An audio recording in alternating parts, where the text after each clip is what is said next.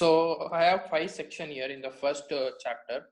So those are the first section will be about what is Vedic astrology and what are the different traditions that you need to know and what type of tradition that we are learning from that. Okay, and in the third section we'll go about the basics of the Vedic astrology, like 12 different zodiac signs, and in the fourth section we'll go about the 12 houses. In the fifth section we'll go about the different type of charts that we will learn. Okay, just take down your notes. Okay, we'll begin it with the first section. So in the first section, what is Vedic astrology? So normally, see, Vedic astrology is nothing but it's just a Jyotisha or Hindu astrology. Okay, in India, what we call in Europe sides or in USA and all, most of them uses the Western astrology in Western countries, but in India or in any part of India, we use the Vedic astrology or Hindu astrology, as you see. Some of them uses Vedic astrology in India, but it's not that much accurate than the Vedic astrology. Okay, so it's actually in ancient Indian science, okay, which explains the planetary motions and position. So mainly it's about the planets, the 9 planets that we have in the solar system. Those are the Sun, Moon, Mars, Mercury, Jupiter, Venus, Saturn, and Uranus and Neptune are not there. Instead of that, we have taken the Rahu and Ketu. Okay, Uranus and Neptune are taken in the Western this thing. What is that term? Western astrology, you can say, and of course they are also including Rahu, Ketu at some part. Okay, so yeah, and wait.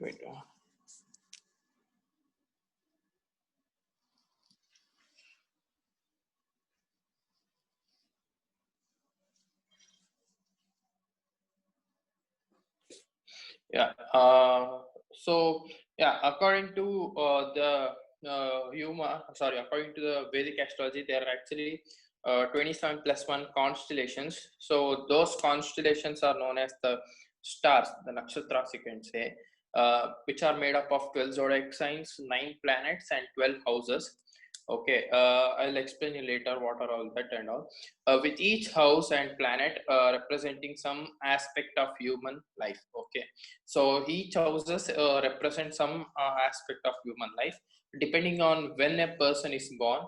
Okay, the 12 signs are disturbed among the 12 houses and 9 planets and are placed in various houses of Kundlis. Now, Vedic astrology is nothing but interpreting the meaning of this arrangement as it applies to humans and other entities also. Now, according to Indian Vedic astrology in India or other celestial bodies, be it sun, moon, planets, or stars influence the terrestrial phenomena. Okay, and it indicates such phenomena by various configurations, and the configurations of the planet and stars at the moment of birth determines one's basic life story inclinations and characteristics. Now, it has some strengths and weakness. See, everyone has some strengths and weakness, right? Even the planets have some strength and weakness also. And the horoscope or the natal chart is therefore the construction of the basic placements of the planets at the time of birth. So that is why it is termed as Janam Patri or Janam Patrika in Vedic astrology. So whenever you go to an astrologer, if you ask about your predictions and all, they will first tell, give me your Janam Patrika and all, like in India. So that's what the Janam Patrika means. That is your birth chart. Now coming to the section 2. In first section, actually, it's only about the definition of Vedic astrology. That's all. You no need to worry about it. So in the second section, you will get to know about its tradition and types of it. Okay, so there are actually different types of astrology, like Parashara astrology, which is the father of all astrology.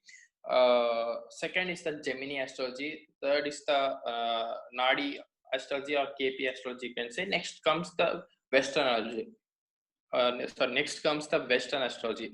So That's what we divide the types. Okay, Parashara is the father of all astrology. Parashara, you know Parashara, right? Parashara is the sage. Is actually Rishi Muni. Okay, he's the one who founded the astrology and all. That is the regular and the traditional one astrology. That is what we use here. Okay, the Parashara astrology is the astrology that we use here. Next comes the Gemini astrology, which is the son of Parashara. He is the son of Parashara actually. So that is Gemini astrology. Gemini astrology is all about the zodiac signs. According to zodiac signs, we'll predict it. Okay. Next comes the Nadi astrology. There is astrology called Nadi astrology. You might have heard it. If not, if you come to South India or go to Sri Lanka and all, Nadi astrology is very famous there, which is very perfect and very accurate than that Parashara and all. Then comes the KP astrology. KP astrology is actually the branch of Parashara astrology, okay, which is rather more accurate than the Parashara. Okay, so KP astrology is all about the combinations of the numbers, we can say, combinations of the houses regarding the dasha and all, you can say, which is more accurate, more clear, and more perfect. KP means Krishnamurti Paddhati. So he's the one who founded the KP astrology. It's just a branch of astrology. Now, next comes the Western astrology. Western astrology is nothing but it's founded in Western countries like Europe, USA, and all. So it's all famous in those countries. Okay, so which is not that much accurate than the Parashara and KP, you can say, or Gemini. Okay, so did you get it? So we will use the Parashara in this. What do you say? In this subject, we will use the Parashara astrology, the regular and the traditional ones. Now, coming to section 2, again continued. See, Parashara astrology. Why to learn Parashara astrology? So rather than KP, Gemini, or Western. So this is the first step or the first subject to learn in astrology is the Parashara astrology, which is the father of all astrology. It is very logical and accurate than the Western astrology. Next, Gemini astrology is the son of Parashara, disciple of sage Veda Vyasa. You know Veda Vyasa, right? So he's one of the greatest Rishi Muni of all we had.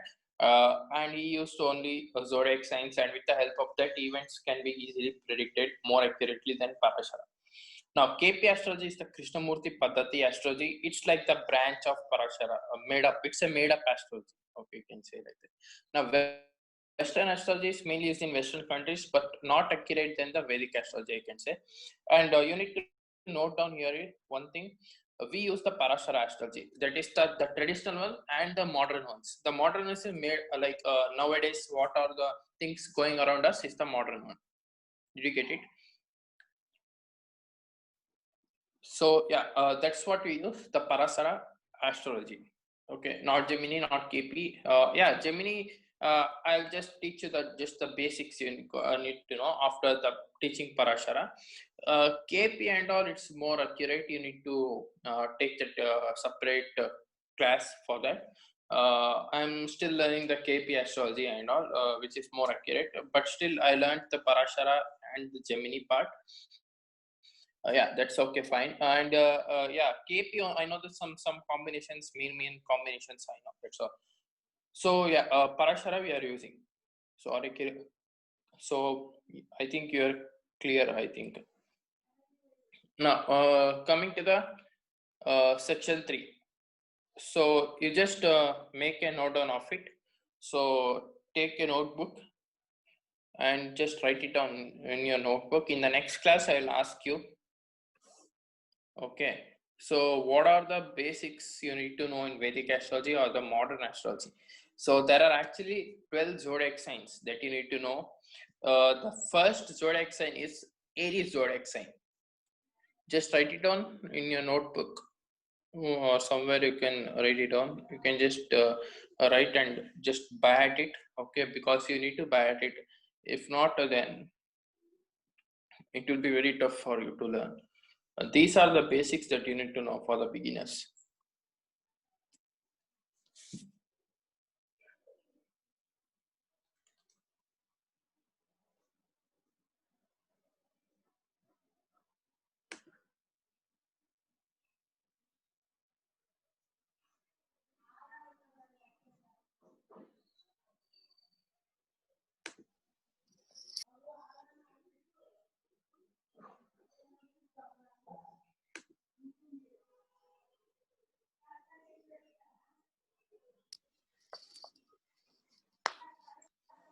Are you taking it down?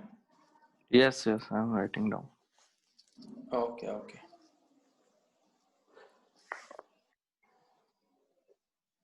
Capricorn. Take all the 12 zodiac signs.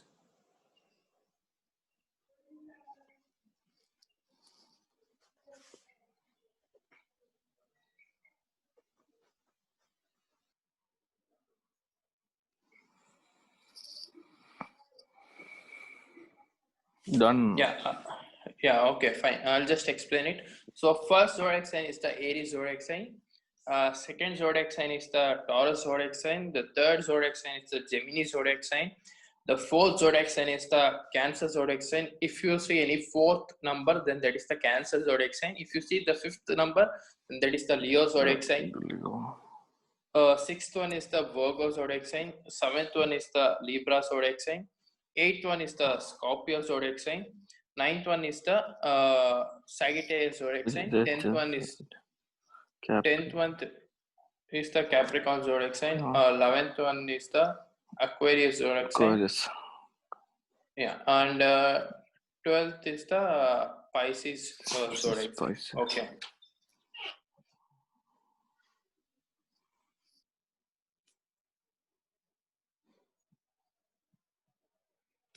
Yeah. So once again, I will explain. In the section 3, there are actually 12 zodiac signs that you need to know. This is the basic. The first one is the Aries zodiac sign. Second one is the Taurus zodiac sign. Third one is the Gemini zodiac sign. The fourth one is the Cancer zodiac sign. Fifth one is the Leo zodiac sign. Sixth one is the Virgo zodiac sign. Seventh one is the Libra zodiac sign. Eighth is the Scorpio zodiac sign. Ninth is the Sagittarius zodiac sign. 10th is the Capricorn zodiac sign. 11th one is the Aquarius zodiac sign, and 12th is the Pisces zodiac sign. So Aries means Mesha Rashi. Taurus means Vrishabha Rashi. Gemini means Mithun Rashi. Cancer means Karkatak, or you can say Karkatak Rashi. Leo means Simha Rashi. Virgo means Kanya Rashi. Libra means Tula Rashi. Scorpio means Vrishchik Rashi. Sagittarius means Dhanu Rashi. Capricorn means Makar Rashi. Aquarius means Kumbha Rashi. Pisces means Meena Rashi. So Mesha, Vrushabha, Mithuna, Karkataka, Simha, for Virgo, Kanya, Libra, Tula, Vrishchika for Scorpio, Sagittarius for Dhanu, Capricorn for Makara, Aquarius for Kumbha, Pisces for Meena, I can say. So these are all the 12 basics Rashi that you need to know.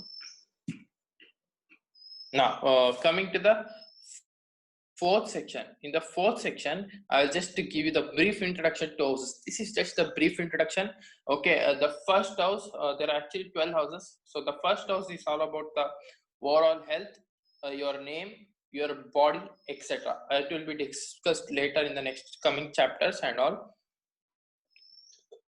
Okay, so first house is all about overall health. You don't need to take a note down for this. I'll just tell you in the coming chapters. At there, you can just take note down. Second house is all about the money and family. Third house is about the courage, siblings, communication. Fourth house, it's about the home, vehicle, properties. Fifth house represents your children, your intelligence, your creativity, and all. Sixth house represents your enemies and your diseases or health problems, you can say. Seventh one represents your marriage or your spouse or partner. Eighth house represents hidden things or undercover stuff and all. Ninth house represents research, higher education and all. 10th house represents career, name, fame, and honor. 11th house represents the gains, your friends, your social networks and all. 12th house represents hospital, jail, and foreign lands. Okay, so I'll just explain you once again the brief introduction to 12 houses. So first house represents your overall health, your name, your body. You need to bat it, everything. This is just a brief introduction. I'll tell you in the next chapter. I'll include this also. Second house represents your money and family. Just look at it. Just don't write it. Okay. Third house represents courage, siblings, communication. Fourth house represents home, vehicle, properties. Fifth house represents children, intelligent, creativity. Sixth house represents your enemies and your diseases. Seventh house represents marriage and spouse, partner. Eighth house represents hidden things and undercover. It also represents death also. Ninth house represents research, higher education and all. 10th house represents career, name, fame, honor. 11th house represents gains, friends, social networking. 12th house represents hospital, jail, and foreign lands. Okay. Now, coming to the section 5. In the section 5, these are the different types of chart. This is the practical thing. Okay, this is the coming to the practical part. So there are two different types of chart: the North Indian chart and the South Indian chart. In the Kundli, this is the main Kundli. Okay, the North Indian Kundli and the South Indian Kundli you get. See, North Indian Kundli is more of like the rhombus type. You can see, right? It's of like rhombus type. In South Indian Kundli, like square boxes. Okay, you can see that is the South Indian Kundli. Okay, this is just a, you can just take it down. Just take it down in your notes. Okay.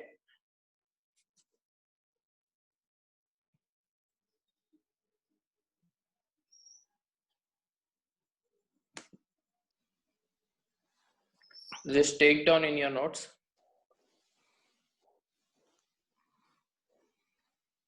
I think you have seen this chart, right? If you in your Yes.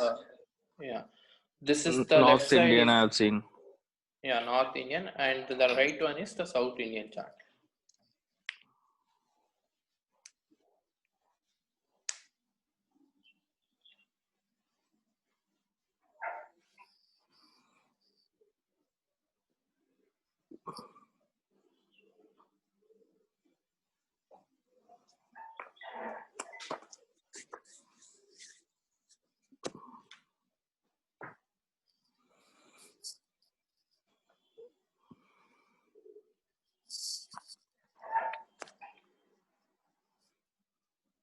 Yes, done. Okay. Now, what are the difference between the North Indian chart and the South Indian chart? So the main difference between the North Indian chart and the South Indian chart is that North Indian chart has the fixed houses, and we need to read the houses from 1 to 12 in anti-clockwise direction. But so in a South Indian chart, there are fixed zodiac signs, and we need to read the houses from 1 to 12 in a clockwise direction. So this is the main difference between the North Indian chart and the South Indian chart. North Indian chart has fixed houses, while as South Indian chart has fixed zodiac sign. North Indian chart, we need to read in anti-clockwise from 1 to 12 house. But in South Indian chart, we need to read in a clockwise direction from 1 to 12 houses. Okay, so this is a section 5 continued. So this is the North Indian chart, South Indian chart. Look the number. See which house is the first house. You can see, right, that the first house. This is the first house. The number 1 is there. No, that is the first house. Okay, the first house, that is the first zodiac sign. Which is the first zodiac sign? Aries. Yeah, that means that the first house is Aries. Now coming to the second house. Second house represent which is the second zodiac sign? Taurus. Yeah, second house is Taurus. Okay, do you getting right? Yes, getting. Yeah. Third house. Which is the third zodiac sign? Gemini. Yeah, Gemini. Likewise for fourth house, fourth zodiac sign is Cancer. Same thing goes for the fifth house. Fifth zodiac sign is Leo. Leo. Sixth for Virgo. Seventh for Libra. Eighth house represent Scorpio. Ninth house Sagittarius. 10th house is Capricorn. 11th house Aquarius. 12th house is Pisces. Yeah. See in the South Indian chart how it changes. It is moving the clockwise direction, right? Yes. Yeah, that's what's the difference between the North Indian and the South Indian chart.